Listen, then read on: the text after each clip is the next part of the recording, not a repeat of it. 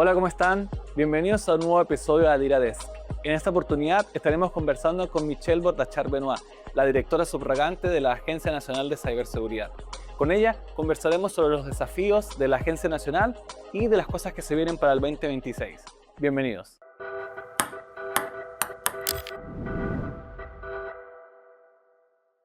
Michelle, muchas gracias por participar, muchas gracias por aceptar nuestra invitación. ¿Cómo estás? Todo bien, muchas gracias a ustedes por la invitación. Oye, Michelle, quiero comenzar conversando un poco sobre tu background.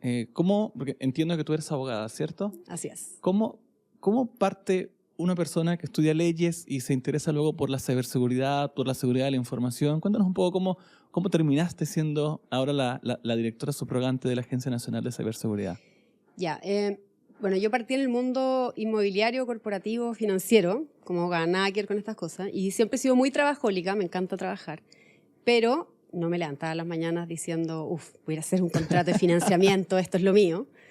Entonces un día dije, quiero estudiar algo para darle un giro a mi carrera, algo que me guste, me apasione. Y justo en esa época fue el ciberataque al Banco de Chile. Entonces se empezó a hablar de ciberseguridad en todas partes. Mi hermana trabajaba en Cisco en esa época y le dije, bueno, Eli, ¿qué onda esto de la ciberseguridad? Y me dice, es el futuro. Y hice un diplomado en ciberseguridad y me encantó, rayé con el tema. De ahí me fui a trabajar un estudio de abogado en protección de datos personales. Empecé a estudiar el proyecto de ley, en esa época era proyecto de ley todavía. Me di cuenta que había varios errores en el proyecto de ley de datos personales, hice una minuta, cayó en el Congreso, se hicieron modificaciones al proyecto de ley en eso, y ahí, quien era entonces mi profesor en la Universidad de Chile, fue como, mira, sabe investigar, la voy a traer a investigar conmigo, y ahí empezó mi carrera en estos temas. Sí, ahí entiendo que ahí antes de que comenzáramos nos comentaste un poco también de que habías participado en la redacción de la ley o que habías conversado sobre eso. ¿Nos puedes contar un poco también cómo fue tu involucramiento dentro del desarrollo de la ley?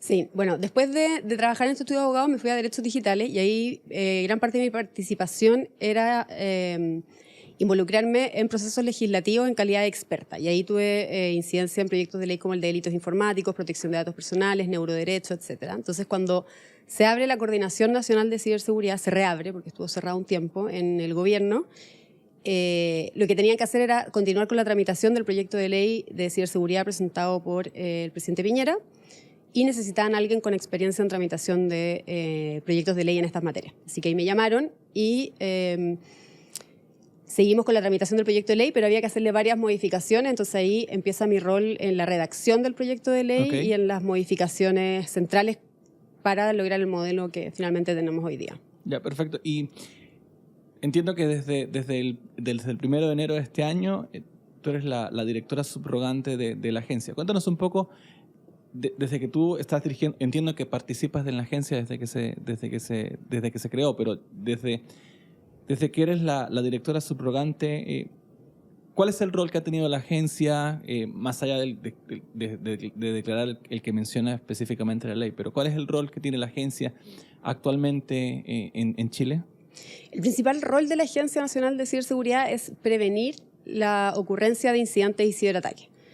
Y para eso hacemos mucha inteligencia de amenaza gracias a los reportes que nos llegan sobre ciberataques. Eso nos permite entender cómo se están moviendo los criminales y generar alertas públicas para todos, alertas sectoriales o incluso alertas específicas. Cuando sabemos de una institución en particular, le avisamos que está con algún problema y en la medida de lo posible también los ayudamos a sobreponerse al ciberataque o al incidente que estén sufriendo. Y ahí tú comentas algo que es relevante, que era una de las dudas que yo tenía antes de comenzar esta entrevista, que es ese doble sombrero que ustedes tienen, una parte como apoyo, otra parte como sancionadores. ¿Cómo se regula ese rol entre apoyar y sancionar? Ahí la ley nos permite movernos en las multas, que es una típica confusión, que las personas dicen, las multas de la agencia van desde... No, las multas van desde cero. No, yo me puedo mover en las infracciones leves, graves y gravísimas desde cero hasta las 40.000 UTM. Claro. Entonces, no estoy obligada a sancionar con una gran multa a alguien por su incumplimiento. Entonces, eso me permite también manejar bien el balance entre los incentivos, entre la zanahoria y el garrote. Entonces, la medida que me notifiquen y me entreguen toda la información que necesito para poder hacer inteligencia de amenaza, no vamos a ir con el garrote, claro, porque entendemos que hay una cooperación. Ahora, si una institución no notifica, debiendo haberlo hecho, entonces ahí la agencia va a ir por el todo, por la el parte todo. sancionatoria, O sea, claro. y por el todo. No solamente por no haber notificado, sino que además por las medidas de seguridad que no tomó y por absolutamente todo. Entonces ahí jugamos con ese incentivo donde al final del día siempre es mejor notificar que intentar esconder la información.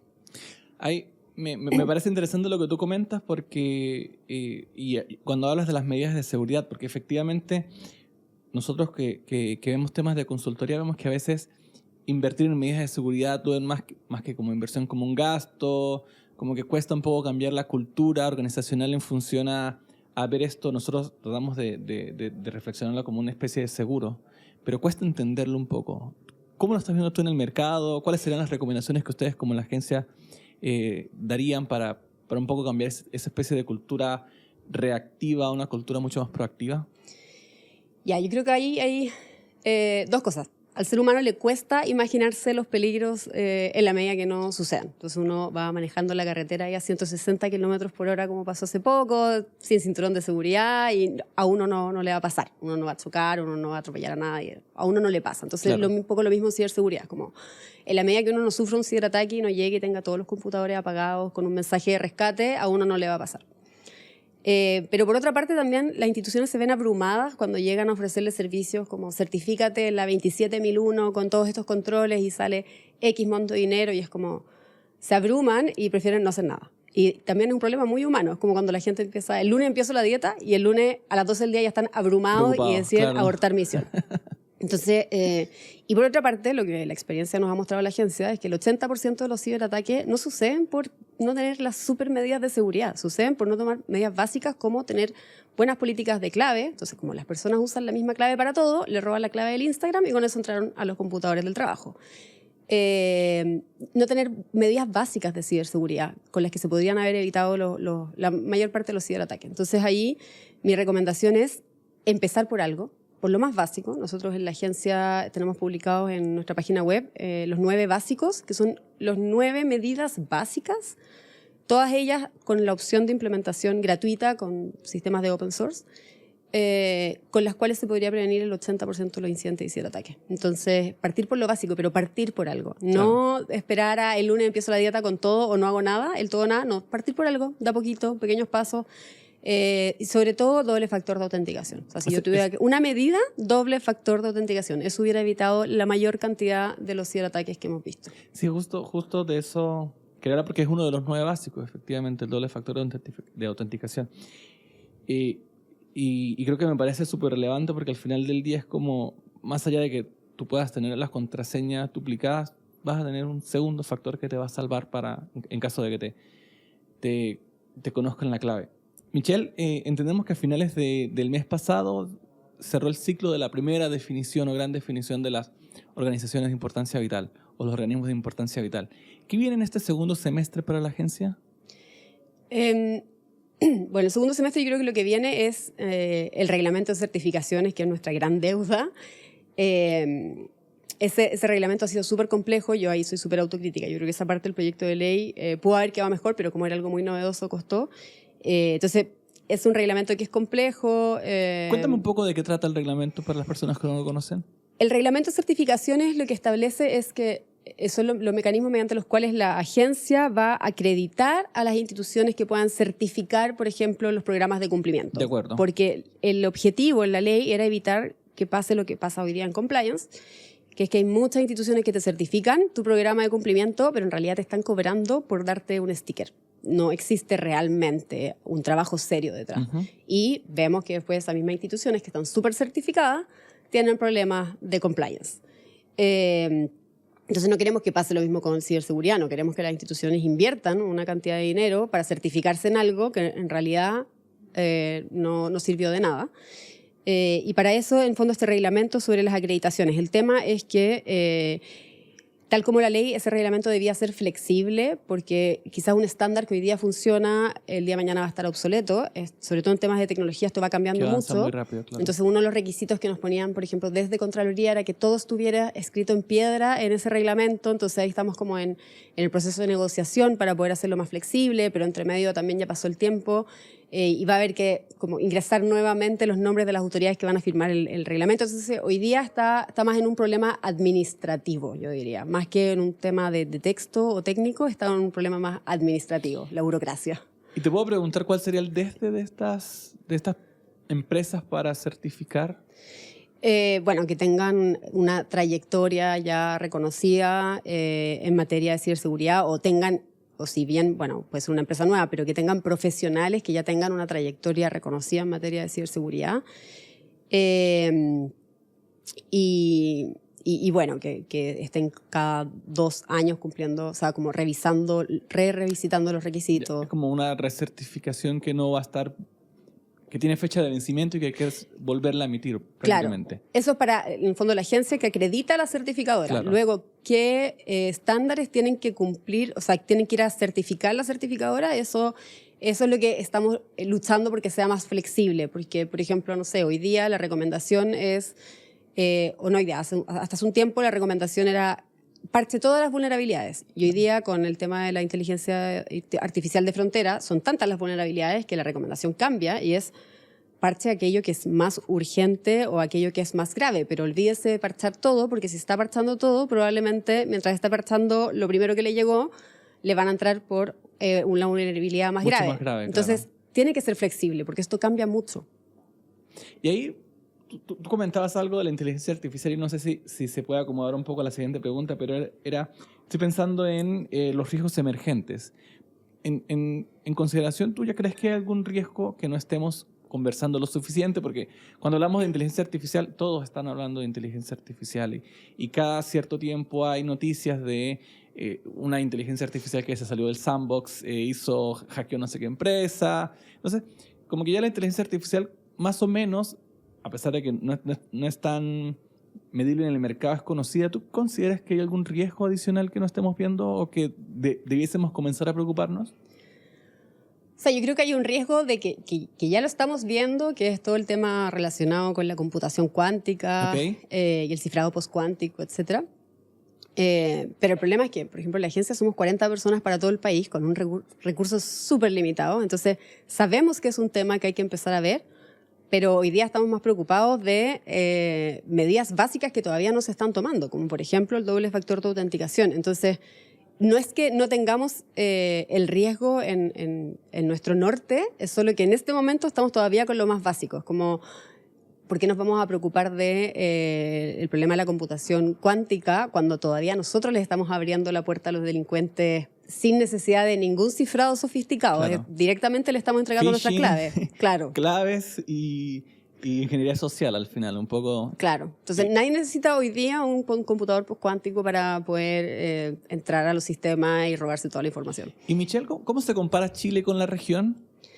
Chile en materia de ciberseguridad, te diría que somos los más avanzados porque somos el único país que tiene una ley marco de ciberseguridad con una autoridad con facultades para sancionar, fiscalizar y regular. Entonces, hay otros países que tienen el Centro de Respuesta a Incidente Informático. Hay otros que tienen una ley, pero no tienen facultades para fiscalizar. Hay otros que tienen reporte, pero no es obligatorio. Nosotros tenemos el todo. Tenemos el reporte obligatorio, regular, fiscalizar, sancionar y además tenemos el equipo de respuesta a incidente informático. ¿Y tú crees que este es el estándar global o crees que le falta algo a Chile como para convertirse en algún referente? Pensaba en regional, pero tú me dices, no, efectivamente Chile en la región es el más avanzado. Entonces, pensando como en estándares más globales, ¿le falta algo a Chile en función de institucionalidad o es más cultural lo que le falta a Chile para ser referente global?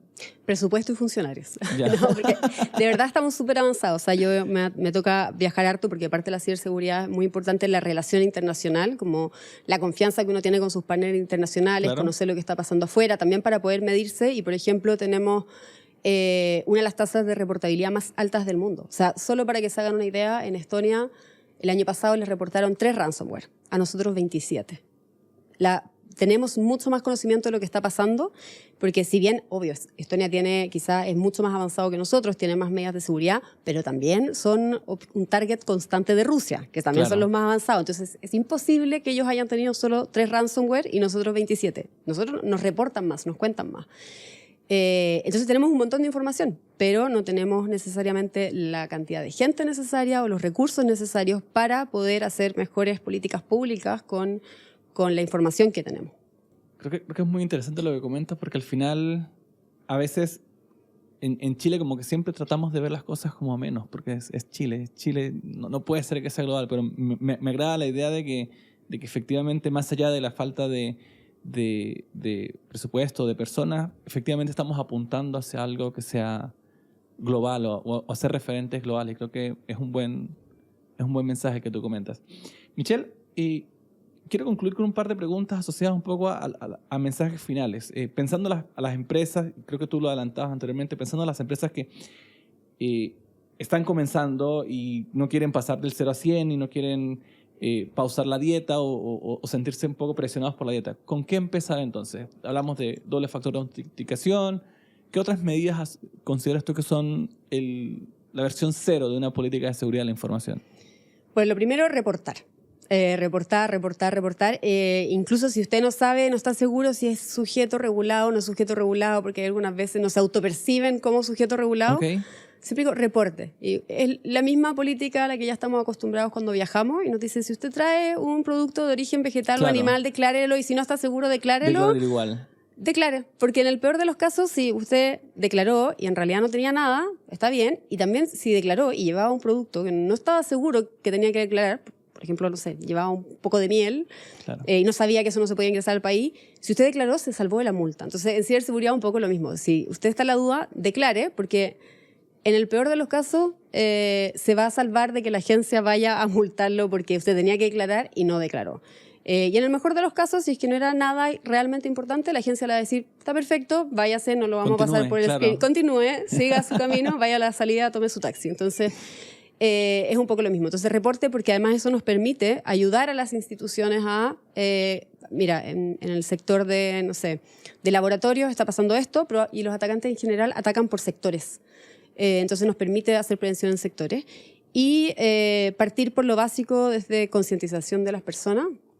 Y para eso siempre explicarles por qué son necesarias las medidas. Porque lo que hemos visto es que los funcionarios y los trabajadores son súper reacios a tomar medidas de seguridad cuando solamente se las imponen. Pero cuando entienden el por qué y les cuentan casos reales de cosas que de verdad han pasado, son mucho más proclives a hacer caso y entender y estar dispuestos y de acuerdo con tomar estas medidas que a veces, claro, producen fricción porque a nadie le gusta andar metiendo el código y después el otro código y es una lata, pero cuando entienden el por qué,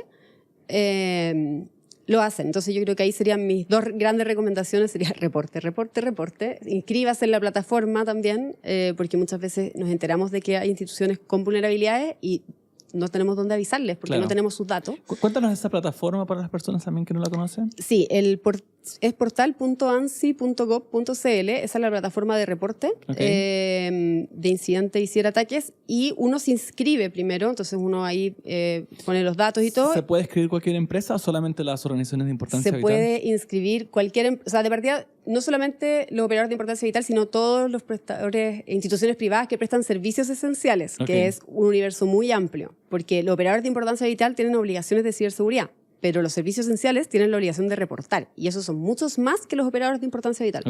Pero además se puede inscribir el que quiera. Nosotros tenemos una fábrica de jabones que se inscribió y lo encontramos maravilloso porque está bien. Se puede inscribir cualquiera y no por el hecho de inscribirme se va a entender que yo de ahora en adelante soy regulado. Claro. No, tú vas a seguir siendo un sujeto, por ejemplo, los colegios. Los colegios no están obligados a estar inscritos porque el sector de educación no es un servicio esencial según la ley.